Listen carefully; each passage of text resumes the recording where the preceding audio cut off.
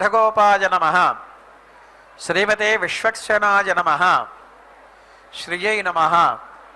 श्रीधराय नमः। श्रियै नमः। श्रीधराय नमः। ओं नमो वेंकटेशाय। श्रीशेष पक्षीश्वर पद्मगर्भ सेनेशमुक्षान् प्रतिबोधयन्तां श्रीपांचरात्र आगम शास्त्रमाद्यं विष्णुं सदाहं शरणं प्रपद्ये। दर्भेश्वासीनः दर्भान्धारजमानः पवित्रः प्राणानायं यावत्तिष्ठब्रह्मणस्पदे देवयन्तस्वयमहे वः प्रयन्तमरुदस्तथा नमः इंद्रप्रासोद्भवास्स च। ओं भूः ఒకసారి అందరూ ముక్కు మూసుకోండి. ఓం భూః ఓం భవః ఓం శుభః ఓం మహః ఓం జనః ఓం తపః ఓం సత్యం ఓం తత్సవితుః వరేణ్యం భర్గో దేవస్య ధీమహి ధియో యో నః ప్రచోదయాతమాపో జ్యోతిరసః అమృతం బ్రహ్మ భూర్భువస్సు వరోం. వదిలేసేయండి, ఇట్లా పెట్టుకోండి. శ్రీ గోవింద గోవింద గోవిందాయ నమః. మహావిష్ణోః ఆజ్ఞయా ప్రవర్తమానస్య అద్య బ్రహ్మణః ద్వితీయపరార్ధే శ్రీ శ్వేతవరాహ కల్పే వైవస్వత మన్వంతరే కలియుగే ప్రథమపాదే జంబూద్వీపే భరతవర్షే భరతఖండే మేరోః దక్షిణదిగ్భాగే శ్రీరంగస్య उत्तरप्रदेशे कृष्णा कावेरी मध्यदेशे आदिवराह क्षेत्रे सुवर्णमुखरी नदी समीपे तिरुसुकग्रामे श्री पद्मावती नायिक्याः सन्निधौ भगवत् भागवत आचार्य सन्निधौ अस्मिन् वर्तमान व्यवहारिक चांद्रमानेन प्रभवादि सृष्टि संवत्सराणां मध्ये श्री पराभवनाम संवत्सरे उत्तरायणे ग्रीष्म ऋतौ निज ज्येष्ठमासे कृष्णपक्षे पंचम्यां शतभिषा नक्षत्र युक्त वासरः वासरस्तु भानुवासरे शुभ नक्षत्र शुभयोग शुभकर्ण एवं गुण सकल विशेषेण विशिष्टायाम् अस्यां शुभतिथौ मम जन्म नक्षत्र गोत्रोद्भवस्य नामधेयस्य మీరందరూ మీ నక్షత్రము గోత్రము పేరు చెప్పుకోండి.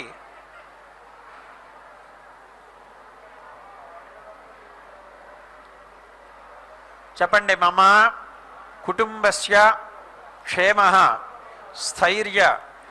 ధైర్య వీర్య విజయ అభయ ఆయుః ఆరోగ్య ఐశ్వర్య అభివృద్ధి సిద్ధ్యర్థం धर्मार्थ काममोक्ष चतुर्विध फलपुरुषार्थ सिद्ध्यर्थम मम गृहे सर्वमंगल कार्याणि अनुकूल सिद्ध्यर्थम मम गृहे सर्व शोक शत्रु निवारण सिद्ध्यर्थम मम गृहे सकल भूत प्रेत पिशाची बाधा निवृत्ति सिद्ध्यर्थम मम गृहे सकल विषहरण निवारण सिद्ध्यर्थम मम गृहे सकल संपत्कर सिद्ध्यर्थम मम गृहे सकल विद्या प्राप्ति द्वारा अखंड ऐश्वर्य अभिवृद्धि सिद्ध्यर्थम मम गृहे राजद्वारे राजकार्ये सर्व कार्य अनुकूल सिद्ध्यर्थम राजा राष्ट्र यजमान अर्चक परिचारक पाचक वेदपारायणादीन सर्वसमृत्यर्थम लोकक्षेमाभिवृद्ध्यर्थम श्री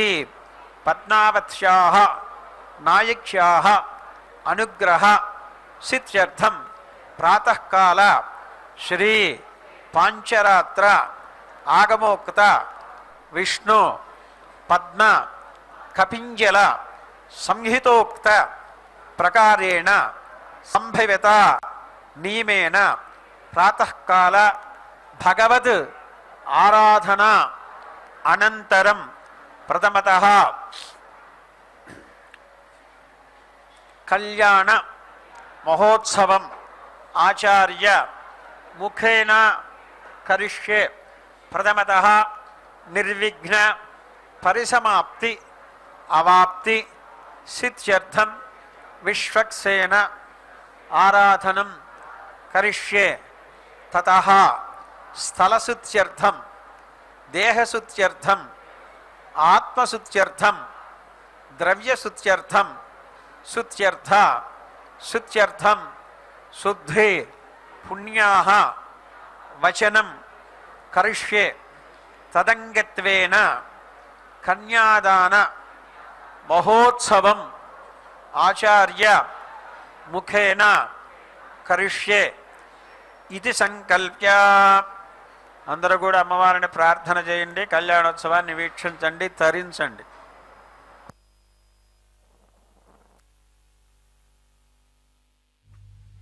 ఓం నమో వెంకటేశాయ నమో పద్మావత్యై నమో నమః. మంగళస్య ప్రవరనిధినా శ్రీనివాసేన సార్ధం పద్మావత్యా పరమసుభగం దివ్య వివాహోత్సవం తం య పశ్యేత్ భక్తిహర హృదయ శ్రద్ధయా మానవో వై तस्य श्रीवर्धत इह सदा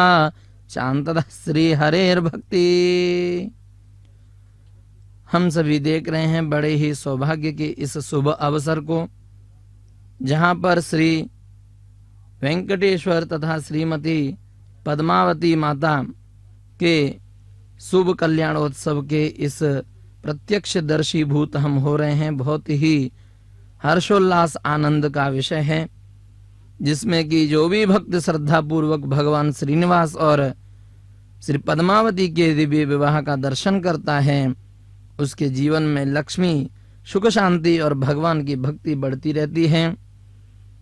बहुत ही दिव्य प्रबंध के साथ में, दिव्य मंत्रों के साथ में, वेदवाणी के साथ में, आचार्य प्रवरों के मुख के द्वारा आज के सुसंदर्भ में माता पद्मावती तथा भगवान वेंकटेश्वर के नित्य कल्याणोत्सव को कलश आराधना के माध्यम से, विश्वक्सेन आराधना के प्राक करने से, दोनों के आराधना करने से, क्योंकि कल्याणोत्सव में विघ्नता नहीं है, किसी भी प्रकार की निर्विघ्नता पूर्वक परिसमाप्ति हो, ऐसी प्रार्थना कर रहे हैं कलश देवता में विश्वक्सेन देवता से कि हे भगवान, हम भगवान और भगवती के इस कल्याणोत्सव को बहुत ही शुद्ध पवित्र तरीके से संपूर्ण करने के लिए जा रहे हैं. आपकी सहायता से, आपके ही माध्यम से इस भव्य और दिव्य उत्सव का हम समापन बहुत ही सुचि प्रकार से कर सकें, ऐसा हम सभी भक्तों को, हम सभी अर्चकों को आप सभी आराधना, आप सभी आशीर्वाद दें, इस प्रकार से प्रार्थना कर रहे हैं. श्रीलक्ष्म्यं शां कमलनयनां पद्मिनीं लोकमाद्रिं वेंकटेशं वरदममलं भक्तवत्सल प्रसन्नं योरेक्येन प्रथमखिलं विश्वमेतन्वन्दन्दै तो वन्देऽहं सततमनिशं सर्वलोकैकबन्धु. श्री पद्मावती माता लक्ष्मी स्वरूपा हैं और भगवान वेंकटेश्वर भक्तवत्सल तो हैं ही, तो दोनों की संयुक्त कृपा से संपूर्ण संसार का लालन पालन हो रहा है. जीव श्वास लेता है और श्वास को छोड़ता है, ये प्रक्रिया भगवान और भगवती की कृपा के माध्यम से ही हो रही है। हम जीव मात्र तो एक कठपुतली हैं। जिस प्रकार से भगवान भगवती का इशारा चलता है, उसी इशारे पर हम अपनी क्रियाओं को, अपनी दैनिक क्रियाओं को करते हैं। हम सभी भक्तगण भगवान भगवती के पादचरण कमलारविंदों में यही आराधना विनंती करते हैं कि हे भगवती, आप हमको सद्बुद्धि दीजिए, जिससे कि हमारे द्वारा किया गया प्रत्येक कार्य, हमारे द्वारा किया गया प्रत्येक कर्म बहुत ही शुद्धता के साथ में, निर्विघ्नता के साथ में, बड़ी ही पवित्रता के साथ में समाप्ति हो और राष्ट्र के लिए, विश्व के लिए कल्याण की भावना के साथ में, अपनी सांस्कृतिक धरोहर के साथ में हम इस कार्यक्रम को, आपके नित्य कल्याणोत्सव को हम सभी भक्तों तक पहुंचा सकें। इस प्रकार की भावना रखते हुए इस कल्याणोत्सव को किया जा रहा है, जिसमें कि देश देशांतरों के सभी दंपत्ति जिनकी शादी हो चुकी है, विवाह हो चुका है, अथवा मंगल जीवन की कामना करने के लिए जो आए हैं, नाना देश देशांतर राज्यों के कोने कोने से इस दिव्य कल्याणोत्सव को, भगवान के कल्याणोत्सव को देख रहे हैं सभी भक्तगण। और जो प्रत्यक्ष रूप से नहीं देख पा रहे हैं, वो श्री वेंकटेश्वरा भक्ति चैनल के माध्यम से अपने घरों में बैठ करके जो देख रहे हैं, उनका भी बहुत ही दिव्य प्रबंध के साथ में, दिव्यता भव्यता के साथ में दिन जाए। भगवान की प्रत्येक श्वास लेने और छोड़ने में भगवान का और भगवती का ही कृपा है। इस प्रकार की हम प्रत्येक श्वास का उच्छ्वास करने में अपना कृतज्ञता को ज्ञापन करें, बहुत ही दिव्यता के साथ में। आनंदाम्भो निधिरिव विभो श्रीनिवासोच्युतेश कारुण्यस्य प्रथम निलया पद्मिनीं पद्महस्ता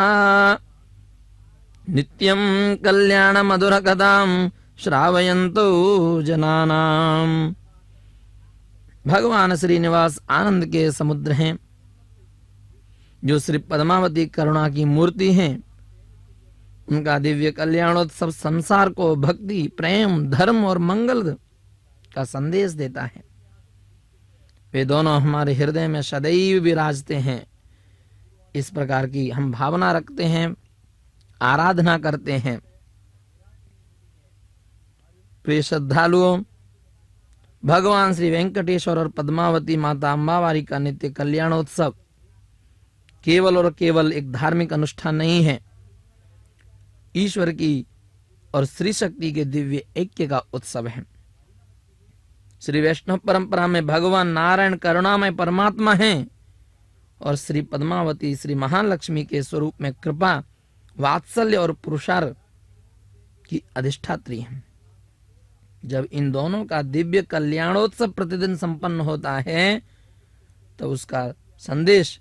केवल तिरुमला तक सीमित नहीं रहता है, केवल तिरुचानूर तक सीमित नहीं रहता है, आंध्र प्रदेश तक सीमित नहीं रहता है, बल्कि संपूर्ण मानव समाज को धर्म, प्रेम, दाम्पत्य, सौहार्द्य, पारिवारिक एकता और आध्यात्म की उन्नति का मार्ग दिखाता है। बहुत ही दिव्यता के साथ में, भव्यता के साथ में, शास्त्रोक्त पद्धति के साथ में मनाया जा रहा है। हम सभी देख रहे हैं, बहुत ही दिव्यता भव्यता के साथ में इस कल्याणोत्सव के दिव्य प्रसंगों को हम सुनेंगे, दिव्य क्रियाओं को देखेंगे और भगवान के इस नित्य कल्याणोत्सव के माध्यम से हम अपने आध्यात्मिक जीवन में, अपने शारीरिक जीवन में बहुत ही बदलाव लाने की चेष्टा करेंगे। इस प्रकार से हम इस दिव्य महोत्सव का रसास्वादन कर रहे हैं, बहुत ही वेद मंत्रों के साथ में। देखते हैं किस प्रकार से भगवान और भगवती के नित्य कल्याणोत्सव को हम बड़े ही दिव्यता के साथ में, क्योंकि श्री निवास जो हैं वो आनंद के समुद्र हैं, आनंद का खजाना है। हमको यदि आनंद की प्राप्ति करनी है तो उनके पाद चरण कमलारविंदों में अपने आप को समर्पित करना होगा। जिस दिन हम अपने आप को समर्पित कर देंगे तो न जाने कहां से किस रूप में वो नारायण मिलेगा, न जाने किस रूप में वो भगवती मिलेगी, हमको ये भी नहीं पता है। बहुत ही दिव्यता के साथ में हम देख रहे हैं जो कि पद्मोद्भूतां परमकरुणां लोकमातर्महेशीं श्रीवेङ्कटेशदयमिमं विश्वनाथं मुकुन्दम् संयुक्तौ तौ सततमभितौ भक्तरक्षैकदीक्षौ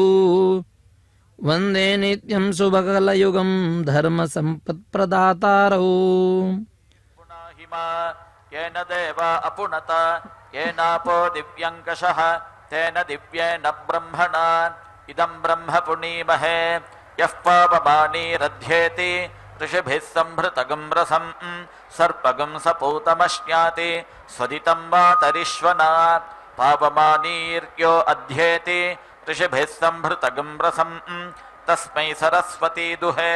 क्षीरगं सर्पिर्मधूदकं पापमानी स्वस्त्ययनीः सुदुघाहि पयस्वतीः ऋषिभिः संभृतो रसः ब्राह्मणेष्वमृतगं हितं पापमानीर्दिशन्तु नः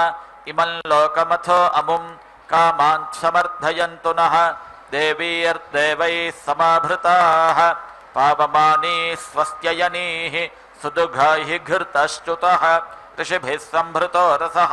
ब्राह्मणेष्वमृतगं हितं येन देवाः पवित्रेण आत्मानं पुनते सदा तेन सहस्रधारेण पावमान्यः पुनन्तु मा प्राजापत्यं पवित्रं शतोद्यामगं हिरण्मयं तेन ब्रह्मविदो वयं पूतं ब्रह्म पुनीमहे इन्द्रः सुनीति सह मा पुनातु सोमस्वस्त्या वरुणः समीच्य यमो राजा अप्रभृणाभिः पुनातु मा जातवेदामोर्जयन्त्या पुनातु भूर्भुवः सुवः तच्छंयोरावृणीमहे गातुं यज्ञाय गातुं यज्ञपतये दैवी स्वस्तिरस्तु नः स्वस्तिर्मानुषेभ्यः ऊर्ध्वं जिगातु भेषजं शन्नो अस्तु द्विपदे शञ्चतुष्पदे ॐ शान्तिः शान्तिः शान्तिः।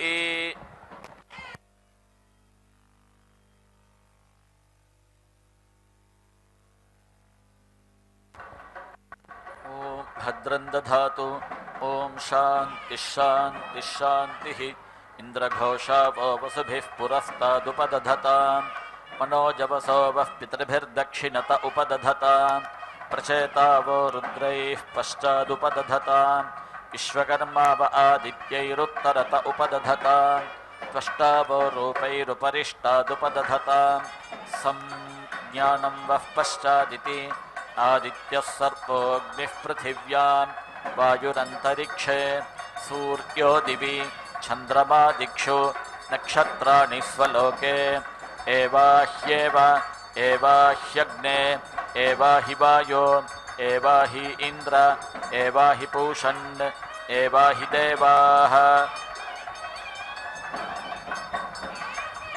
आपमापामपः सर्वाः अस्मादस्मादितो मुतः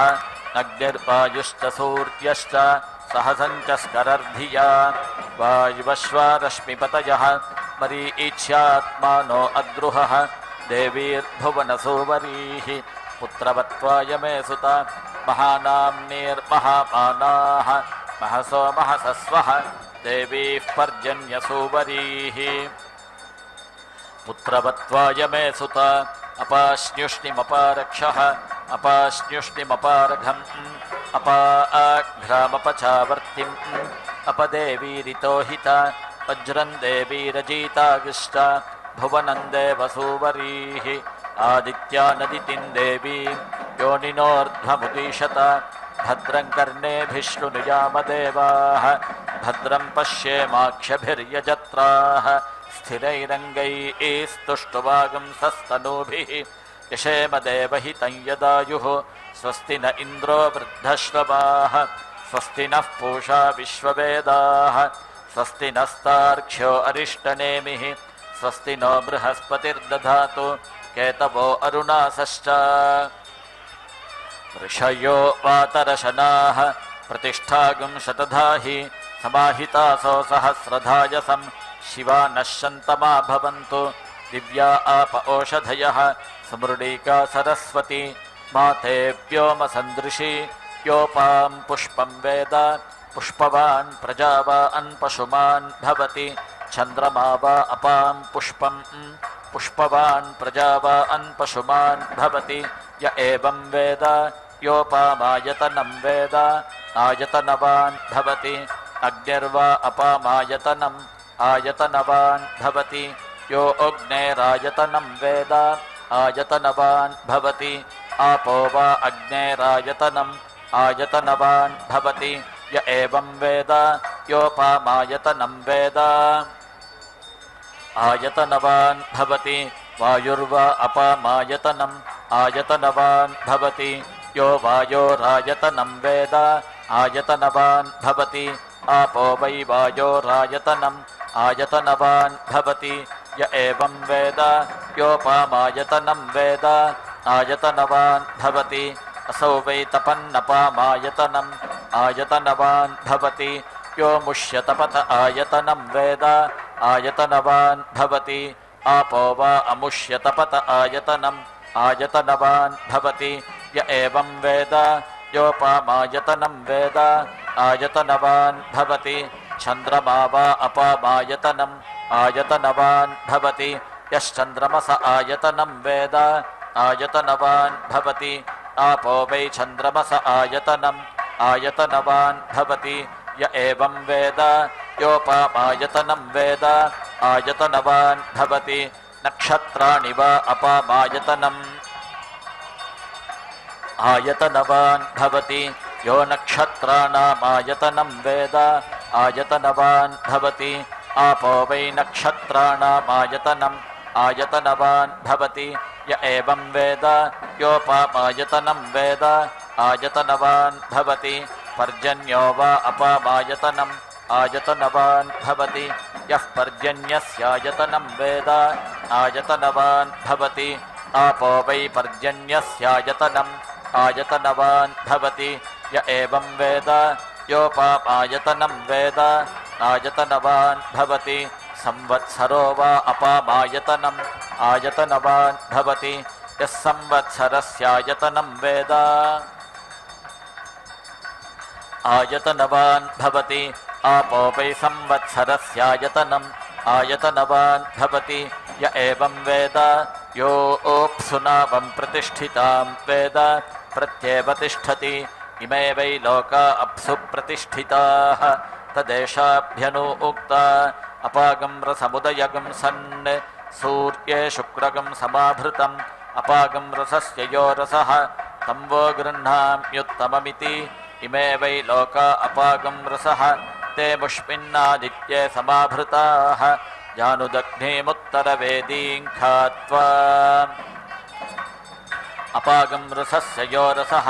तं वो गृह्णाम्युत्तममिति इमे वै लोका अपागं रसः ते मुष्मिन्नादित्ये समाभृताः जानुदग्निमुत्तरवेदीं खात्वा अपां पूरयित्वा गुल्फदग्धं पुष्करपर्णैः पुष्करदण्डैः पुष्करैष्टसग्स्तीर्य तस्मिन् विहायसे अग्निं प्रणीयोपसमाधाय ब्रह्मवादिनो वदन्ति कस्मात् प्रणीतेयमग्निश्चीयते सा प्रणीतेयमप्सुह्ययञ्चीयते असौ भुवनेऽप्यनाहिताग्निरेताः तमभित एता अभीष्टका उपदधाति अग्निहोत्रे दर्शपूर्णमासयोः पशुबन्धे चातुर्मास्येषु अथो आहुः सर्वेषु यज्ञक्रतुष्विति एतद्धस्म वा आहुः षण्डिलाः कमग्निञ्चिनुते सत्रियमग्निञ्चिन्वानः संवत्सरं प्रत्यक्षेण कमग्निञ्चिनुते सावित्रमग्निञ्चिन्वानः अमुमादित्यं प्रत्यक्षेण कमग्निञ्चिनुते नाचिकेतमग्निञ्चिन्वानः प्राणान् प्रत्यक्षेण कमग्निञ्चिनुते चातुर्होत्रियमग्निञ्चिन्वानः ब्रह्म प्रत्यक्षेण कमग्निञ्चिनुते वैश्वसृजमग्निञ्चिन्वानः शरीरं प्रत्यक्षेण कमग्निञ्चिनुते उपानुवाक्यमाशमग्निञ्चिन्वानः इमान् लोकान् प्रत्यक्षेण कमग्निञ्चिनुते इममारुणकेतुकमग्निञ्चिन्वान इति य एवासौ इतश्चामुतश्चाव्यतीपाति तमिति यो अग्नेर्मिथूया वेद मिथुनवान् भवति आपो वा अग्नेर्मिथूयाः मिथुनवान् भवति य एवं वेद आपो वा इदमासन् सलिलमेव स प्रजापतिरेकः पुष्करपर्णे समभवत्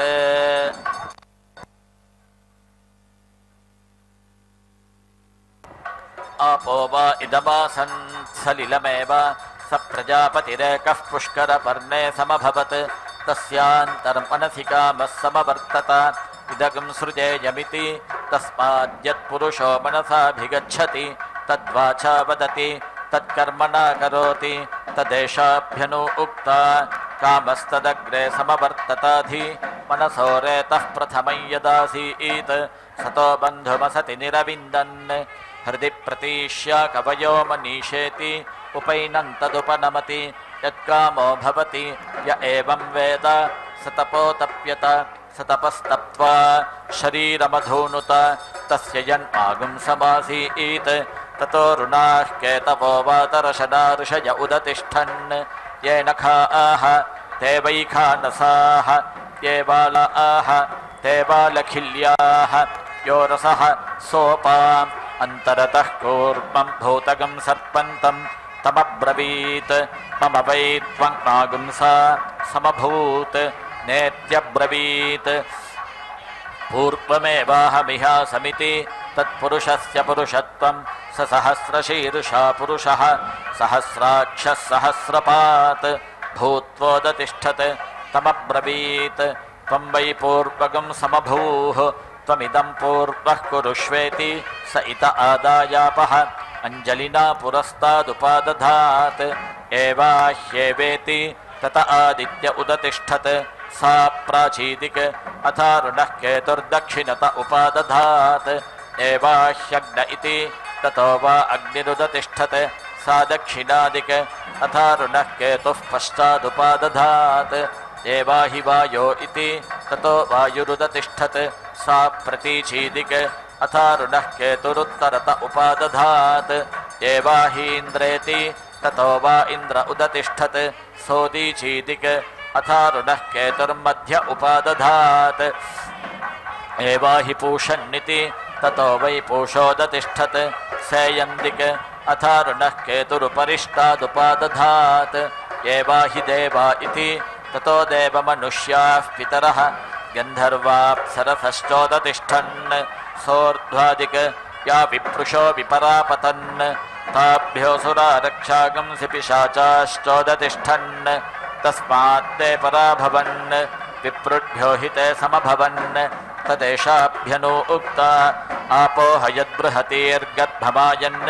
दक्षन् दधाना जनयन्ति स्वयंभुम् तत इमेऽध्यसृज्यन्त सर्गाः अद्भ्यो वा इदगं समभूत् तस्मादिदगं सत्त्वं ब्रह्म स्वयंभुविति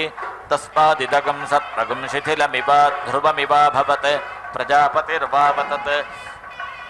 आत्मनात्मानं विधाय तदेवानुप्राविशत् तदेशाभ्यनु उक्ता विधाय लोकान् विधाय भूतानि विधाय सत्त्वाः प्रदिशो दिशश्च प्रजापतिः प्रथमजातस्य आत्मनात्मानमभिसंविवेशेति सर्पमेवेदमाप्त्वा सर्पमवरुध्य तदेवानुप्रविशति य एवं वेद चतुष्टय्य आपो गृह्णाति चत्वारि वा अपागं रूपाणि मेघो विद्युत् स्तनयुत्नुर्वृष्टिः तान्येवावरुन्धे आतपति वर्ष्या गृह्णाति ताः पुरस्तादुपदधाति एता वै ब्रह्मवर्चस्य आपः मुखत एव ब्रह्मवर्चसमवरुन्धे तस्मान्मुखतो ब्रह्मवर्चसितरः कूप्या गृह्णाति ता दक्षिणत उपदधाति एता वै तेजस्विनीरापः तेज एवास्य दक्षिणतो दधाति तस्माद्दक्षिणोर्धस्तेजस्वितरः स्थावरा गृह्णाति ताः पश्चादुपदधाति प्रतिष्ठिता वै स्थावराः पश्चादेव प्रतिष्ठति वहन्तीर्गृह्णाति ता उत्तरत उपदधाति ओजसा वा एता वहन्तीरिवोद्गतिरिव आकूजतिरिव धावन्तीः ओज एवास्यो उत्तरतो दधाति तस्मादुत्तरोर्ध ओजस्वितरः संभार्या गृह्णाति तामध्य उपदधाति इयं वै संभार्याः अस्यामेव प्रतिष्ठति पल्वल्या गृह्णाति ता उपरिष्टादुपादधाति असौ वै पल्वल्याः अमुष्यामेव प्रतिष्ठति दिक्षु उपदधाति दिक्षु वा आपः अन्नं वा आपः अद्भ्यो वा अन्नं जायते यदेवाद्भ्योऽन्नं जायते तदवरुन्धे तं वा एतमरुणा केतवो वातरशना ऋषयो छिन्वन् तस्मादारुणकेतुकः तदेशाभ्यनु उक्ता केतवो अरुणासश्च ऋषयो वातरशनाः प्रतिष्ठागं शतधाहि समाहितासो सहस्रधाय समिति शतशश्चैव सहस्रशश्च प्रतिष्ठति य एतमग्निञ्चिनुते य उचैनमेवं वेद जानुदग्निमुत्तरवेदीं खात्वा अपां पूरयति अपागं सत्पत्वाय पुष्करपर्णगं ऋक्मं पुरुषमित्युपदधाति तपो वै पुष्करपर्णं सत्यगं ऋक्मः अमृतं पुरुषः एतावद्वा वा अस्ति यावदेतत् यावदेवास्ति तदवरुन्धे कूर्ममुपदधाति अपामेव मेधमवरुन्धे अथो स्वर्गस्य लोकस्य समष्ट्यै आपमापामपस्सर्वाः अस्मादस्मादितो मुतः अग्निर्वायुश्च सूर्यश्च सहसञ्चस्करद्धिया इति वायुवश्वारश्मिपतयः लोकं प्रणच्छिद्रं प्रण यास्तिस्रः परमजाः इन्द्रघोषावो वसुभिरेवाह्येवेति पञ्चचितय उपदधाति पान्थोऽग्निः यावानेवाग्निः तञ्छिनुते लोकं प्रणयाद्वितीयामुपदधाति पञ्चपदा वै विराट् तस्या वा इयं पादः अन्तरिक्षं पादः द्यौः पादः दिशः पादः परोरजाः पादः विराज्येव प्रतिष्ठति य एतमग्निञ्चिनुते य उचैनमेवं वेद अग्निं प्रणीयोपसमाधाय तमभित एता अभीष्टका उपदधाति अग्निहोत्रे दर्शपूर्णमासयोः पशुबन्धे चातुर्मास्येषु अथो आहुः सर्वेषु यज्ञक्रतुष्विति अथ स्माः ऋणस्वायम्भुवः सावित्रः सर्पोऽग्निरित्यननुषङ्गं मन्यामहे नानावा एतेषा अम्बीर्याणि कमग्निञ्चिनुते सत्रियमग्निञ्चिन्वानः कमग्निञ्चिनुते सावित्रमग्निञ्चिन्वानः कमग्निञ्चिनुते नाचिकेतमग्निञ्चिन्वानः कमग्निञ्चिनुते चातुर्होत्रियमग्निञ्चिन्वानः कमग्निञ्चिनुते वैश्वसृजमग्निञ्चिन्वानः कमग्निञ्चिनुते उपानुवाक्यमाशुमग्निञ्चिन्वानः कमग्निञ्चिनुते इममारुणकेतुकमग्निञ्चिन्वान इति वृषा वा अग्निः वृषाणौ सग्स्फालयेत् हन्येता अस्य यज्ञः तस्मान्नानुषद्यः सोत्तरवेदिषु क्रतुषु चिन्वीत उत्तरवेद्यागिष्यग्निश्चीयते प्रजाकामश्चिन्वीत प्राजापत्यो वा एषो प्राजापत्या प्रजाः य एवं वेद पशुकामश्चिन्वीत संज्ञानं वा एतत्पशूनां यदापः पशूनामेव संज्ञानेऽग्निञ्चिनुते पशुमान् भवति य एवं वेद वृष्टिकामश्चिन्वीत आपो वै वृष्टिः पर्जन्यो वर्षुको भवति य एवं वेद आमयावी छिन्वीत आपो वै भेषजं भेषजमेवास्मै करोति सर्पमायुरेति अभिचरग्श्चिन्वीत वज्रो वा आपः वज्रमेव भ्रातृव्येभ्यः प्रहरति स्तृणुत एनं तेजस्कामो यशस्कामः ब्रह्मवर्चसकामः स्वर्गकामश्चिन्वीत एतावद्वा वा अस्ति यावदेतत् यावदेवास्ति तदवरुन्धे तस्यैतद्व्रतं वर्षति न धावेत् अमृतं वा आपः अमृतस्यानन्तरित्यै नाप्सुमूत्रपुरीशं कुर्यात् न निष्ठीवेत् न विवस न स्नायात् गुह्यो वा एषो अग्निः एतस्याग्नेरनतिदाहाय न पुष्करपर्णानि हिरण्यं वाधितिष्ठेत् एतस्याग्नेरनभ्यारोहाय न कूर्मस्याश्नीयात् नोदकस्याघातुकान्येन मोदकानि भवन्ति अघातुका आपः य एतमग्निञ्चिनुते य उचैनमेवं वेद इमानुकं भुवनासीषधेम इन्द्रश्च विश्वे च देवाः यज्ञं च नस्तन्वं च प्रजां च आदित्यैरिन्द्रः सहसीषधातु आदित्यैरिन्द्रः सगनो मरुद्भिः अस्माकं भूत्वविता तनूनाम् आप्लवस्व प्रप्लवस्व आण्डीभवजमाबुहुः सुखादीन् दुःखनिधनान् प्रतिमुञ्चस्व स्वां पुरं मरीचयस्वायं भुवाः ये शरीराण्यकल्पयन्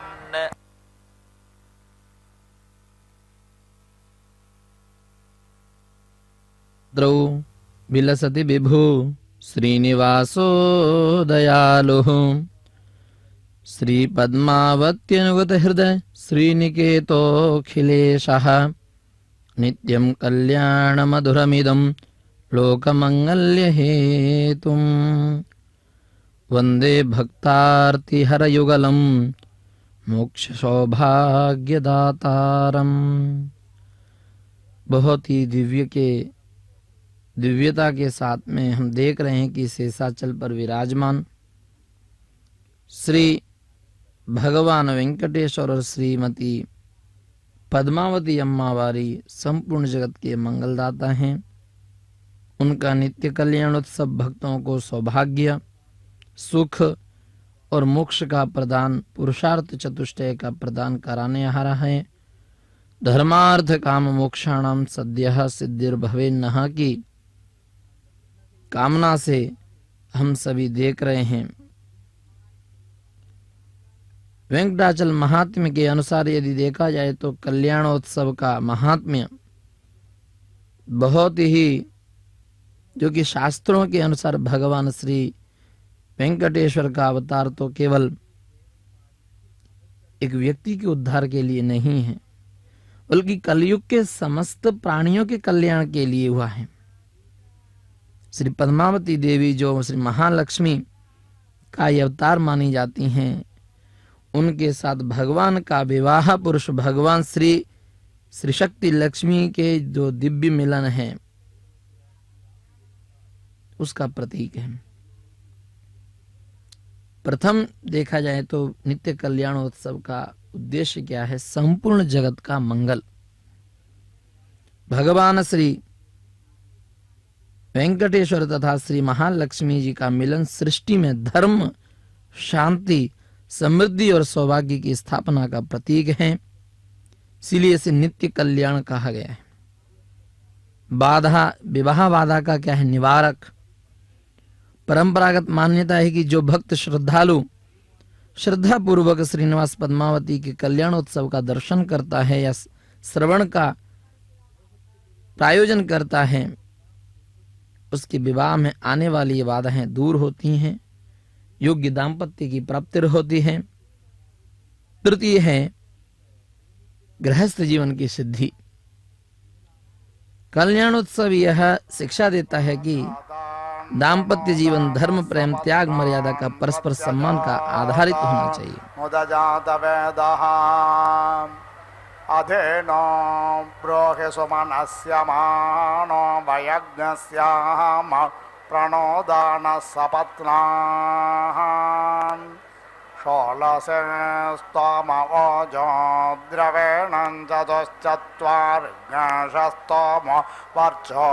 द्रवेणम् अग्नेपुरेशमस्यप्सो न मतां त्वा विश्वे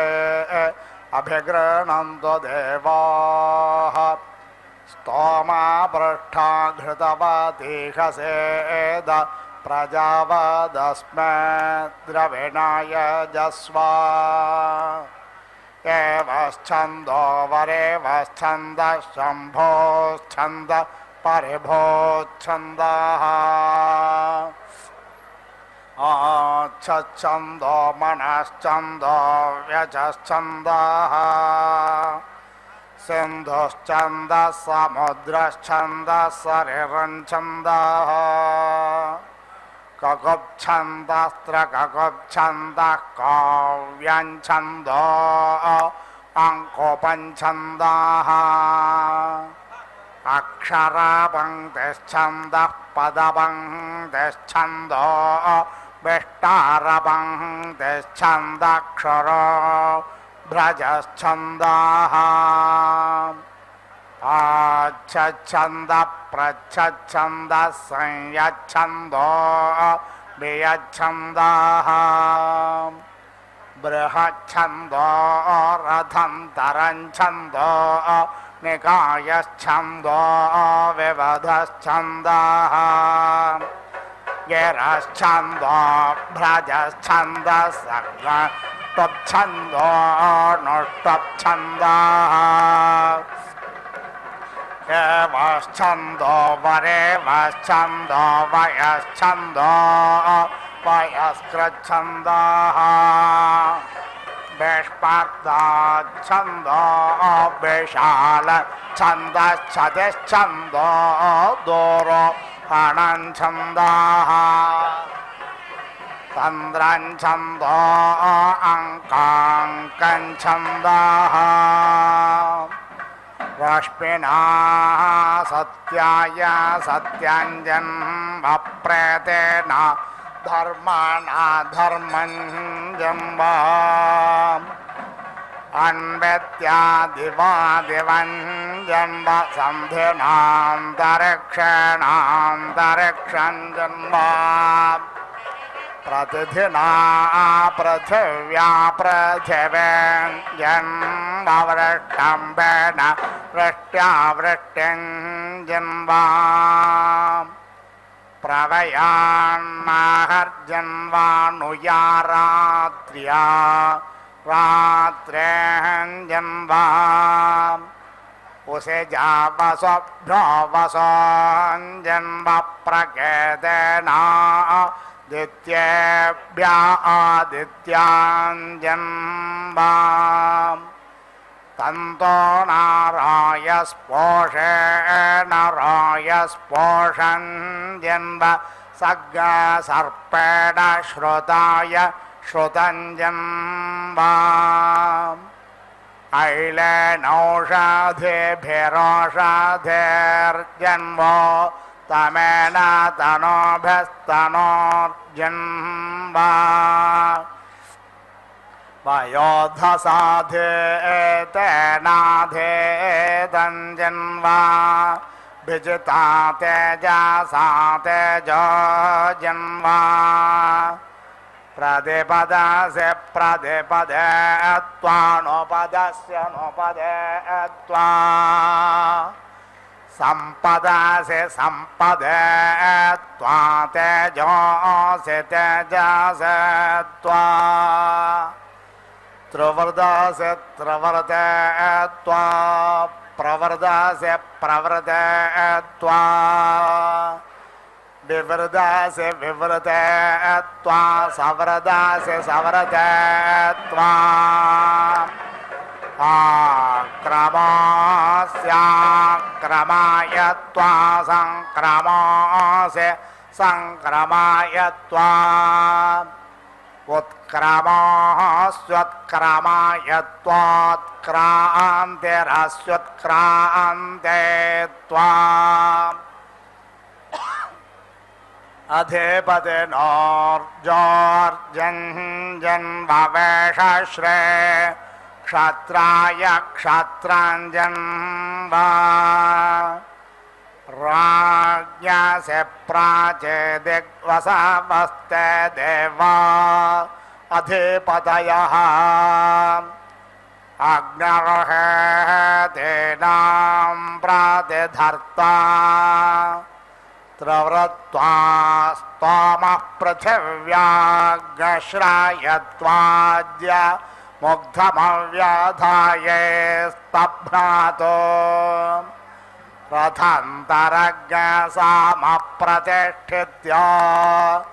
अन्तरिक्षे विषयस्त्वा प्रथमजा देवेषु दिवो मात्रया वरिम्ना प्राधन्तो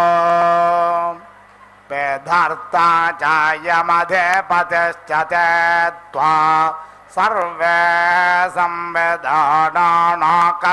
पृष्ठे स्वर्गे लोके यजमानं च साधयन्तो विराळसे दक्षिणादिग्रुद्रास्ते देवा अधिपतयः इन्द्रो हेतेनां प्रतिधर्ता पञ्चदशस्त्वामः पृथिव्याग्श्रायत प्रओगमुग्धमव्याधाये स्तभ्नातो बृहत्सामप्रतिष्ठित्या अन्तरिक्षे ऋषायस्त्वा प्रथमजा देवेषु दिवो मात्रयावरिम्ना प्राधन्तो वेधर्ता चायमधिपतिश्च ते त्वा सर्वे संवेदानाकस्य पृष्ठे स्वर्गे लोके यजमानं च साधयन्तो सम्रालसे प्रतीचेदिगादित्यास्ते देवा अधिपतयः वरुणो हेतेनां प्रतिधर्ता सप्तदशस्त्वामः पृथिव्याग्श्रायत मरुत्वतीयमुग्धमव्याधाये स्तभ्नातो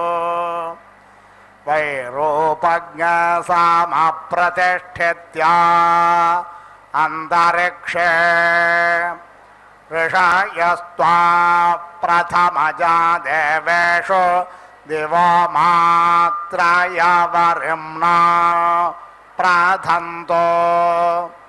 वेधर्ता चायमधिपतिश्च ते त्वा सर्वे संवेदानाकस्य पृष्ठे स्वर्गे लोके यजमानं च साधयन्तो स्वरालस्युदे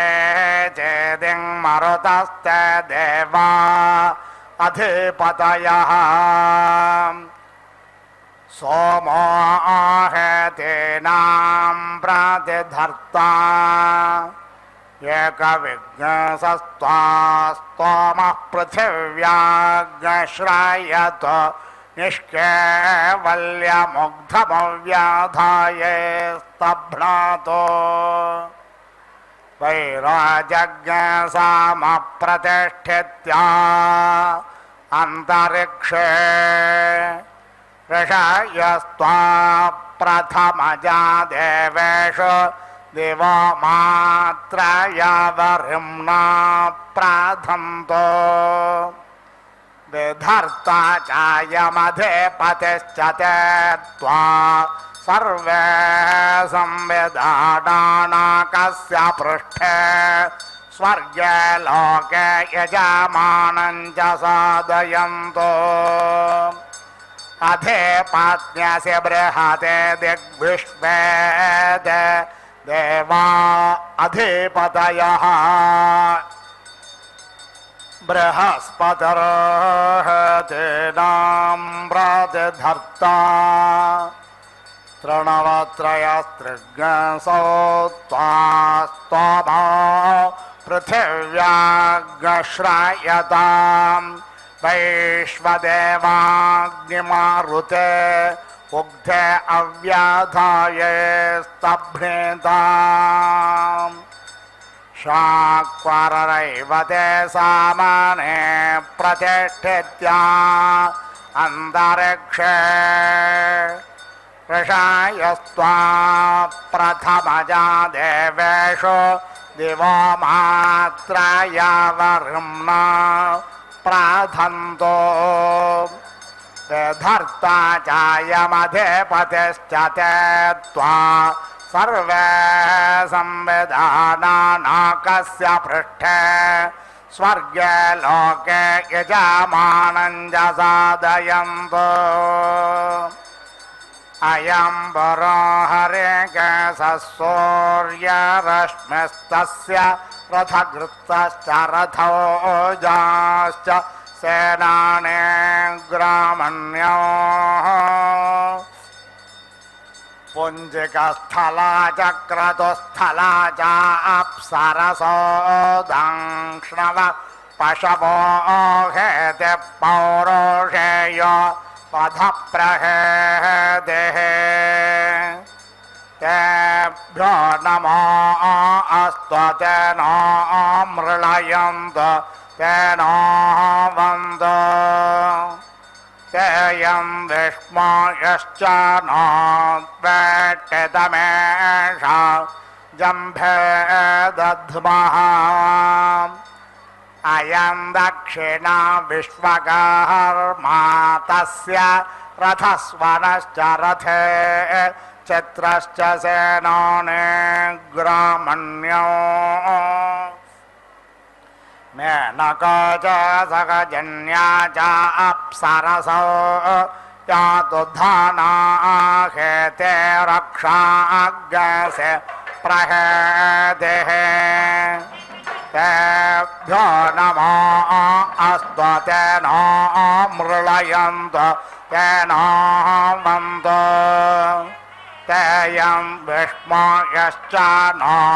वेट्टितमेषा जम्भे दध्मः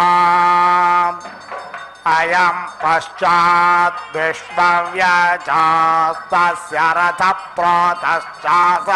परथश्च सेनाने ग्रामण्योः प्रम्लोचं तेजानुम्लोचं तेजाप्सरसो व्याघ्राहेते सर्पा प्रहेदेः तेभ्यो नमो अस्तु तेन मृळयन्तु तेन वन्दु तेयं विष्मयश्च न वेट्टितमेषा जम्भे दध्मः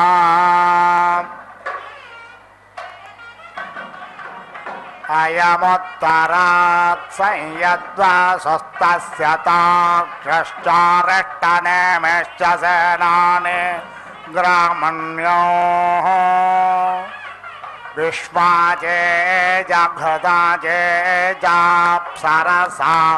आपो हेतिर्वातः प्रहेदेः तेभ्यो नमो अस्तु तेन मृळयन्तु तेन वन्दु तेयं विष्मयश्च न वेट्टितमेषा जम्भे दध्मः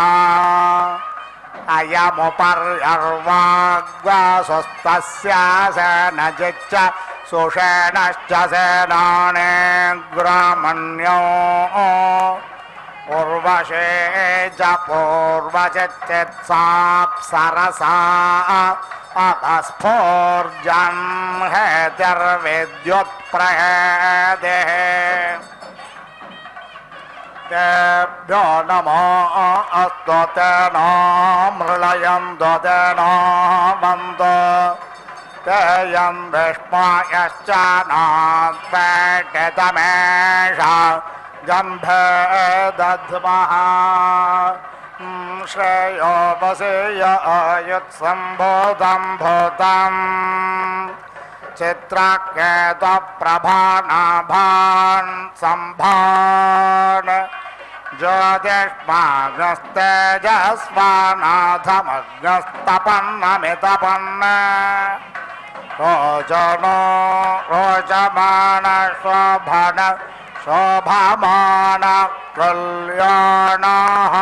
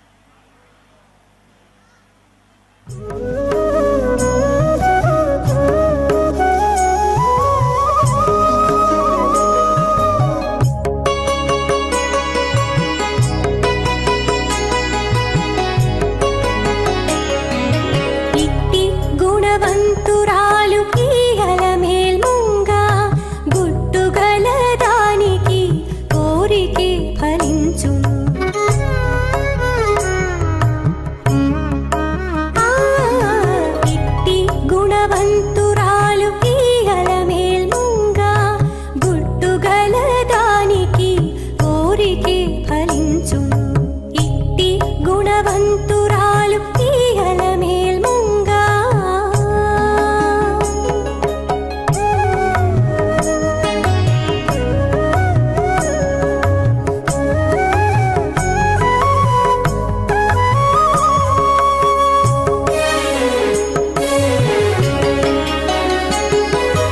ఓరుపు గలదానికి కొనరు దొరతనము, నేరుపు గలదానికి నిండు సిరులు. ఓరుపు గలదానికి కొనరు దొరతనము, నేరుపు గలదానికి నిండు సిరులు. మేరతో నున్నదానికి మిక్కిలి కీర్తి గలుగు, మేరతో నున్నదానికి మిక్కిలి కీర్తి గలుగు. హారీతనము దానికి పరులెల్లా చుట్టాలే. ఇట్టి గుణవంతురాలు ఈయల మేల్మంగా. గుట్టు గలదానికి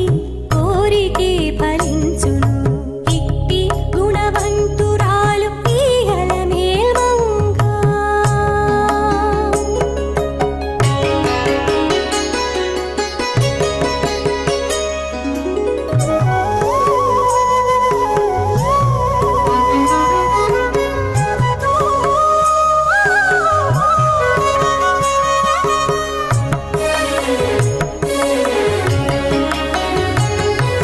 ప్రియము గలదానికి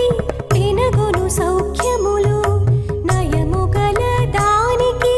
నమ్ము లోకము. ప్రియము గలదానికి వినగొను సౌఖ్యములు.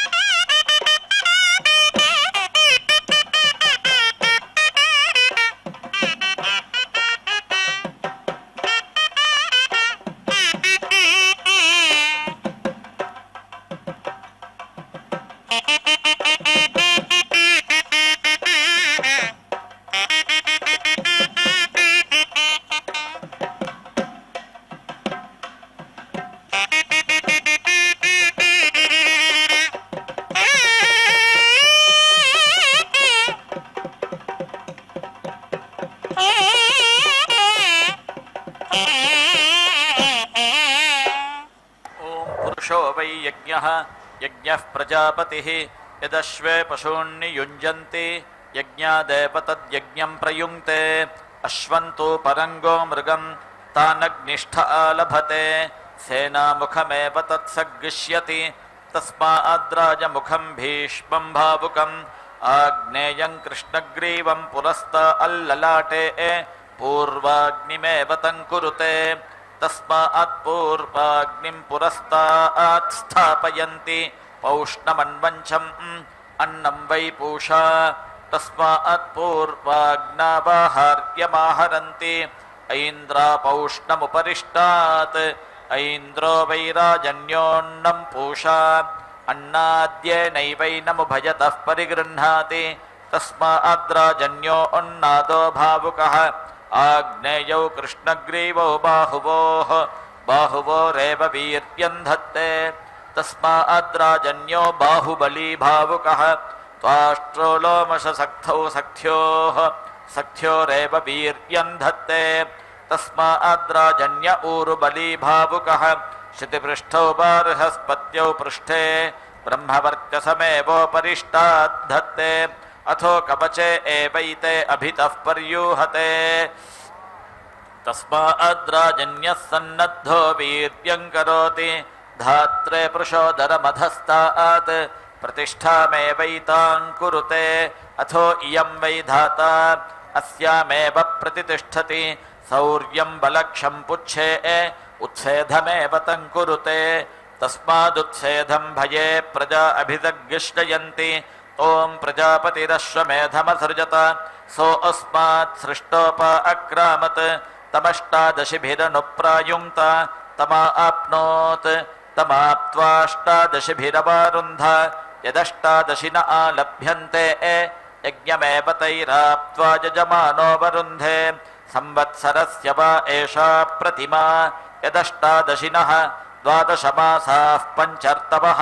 संवत्सरो अष्टादशः।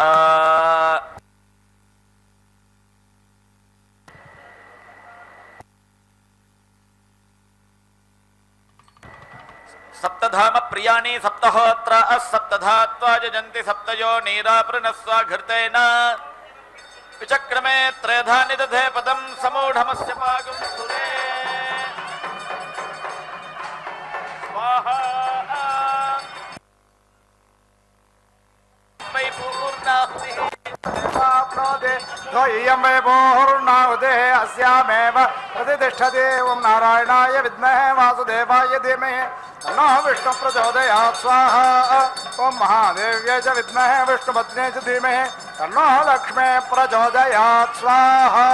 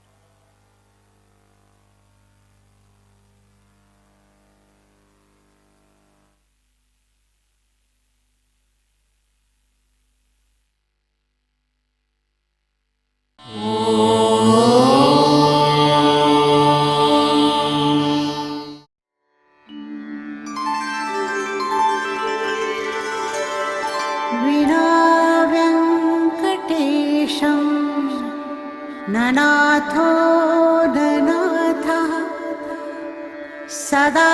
वेङ्कटेशं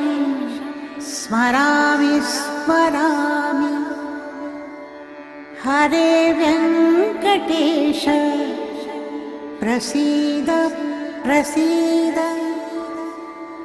प्रियं वेङ्कटेश प्रयच्छ प्रयच्छ।